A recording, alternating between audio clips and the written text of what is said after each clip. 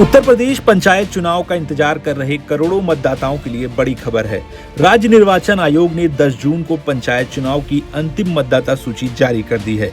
दावे और आपत्तियों के निस्तारण के बाद जिला स्तर पर यह सूची प्रकाशित की गई है। इस बार सभी पंचायत मतदाताओं को पहली बार 9 अंकों का एक विशेष पहचान नंबर यानी स्टेट वोटर नंबर भी दिया गया है। अंतिम मतदाता सूची के अनुसार प्रदेश में पंचायत चुनाव के लिए कुल 12,58,51,570 मतदाता दर्ज किए गए हैं। इससे पहले मतदाताओं की संख्या लगभग 12,29,50,000 थी। यानी इस बार पंचायत मतदाता सूची में 29,01,518 नए मतदाताओं की बढ़ोतरी हुई है। राज्य निर्वाचन आयोग के आंकड़ों के मुताबिक अंतिम सूची तैयार करने के दौरान करीब 1,81,00,000 नए मतदाताओं को जोड़ा गया है, जबकि मृत्यु, पलायन और अन्य कारणों से लगभग 1,41,00,000 लोगों के नाम सूची से हटाए गए हैं। वहीं पुनरीक्षण अभियान के दौरान कुल 2,32,00,000 से ज्यादा नाम जोड़े गए और 2,03,00,000 से अधिक नाम हटाए गए हैं।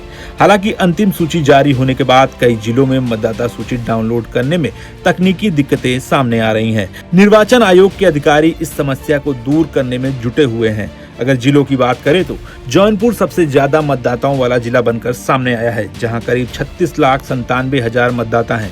दूसरे स्थान पर आजमगढ़ है, जहां 35,76,000 मतदाता दर्ज किए गए हैं, जबकि प्रयागराज तीसरे स्थान पर है, जहां लगभग 34,95,000 मतदाता हैं। दूसरी तरफ गौतम बुद्ध नगर में सबसे कम करीब 2,09,000 मतदाता हैं।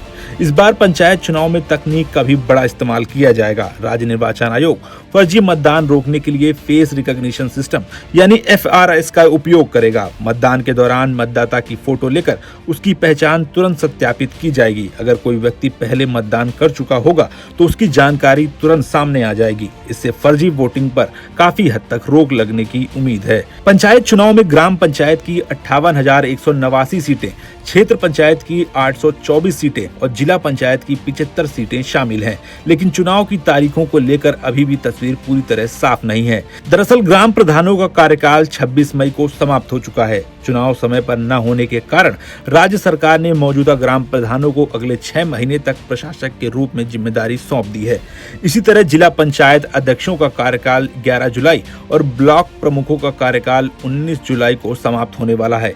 यदि तब तक चुनाव नहीं होते हैं तो उनके कार्यकाल को लेकर भी फैसला लिया जा सकता है।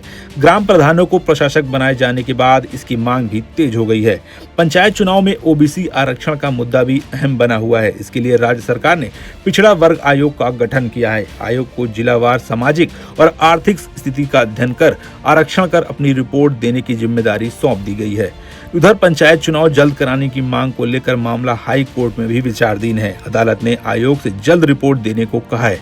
माना जा रहा है कि यदि आरक्षण प्रक्रिया में ज्यादा समय लगता है तो विधानसभा चुनाव से पहले पंचायत चुनाव कराना मुश्किल हो सकता है।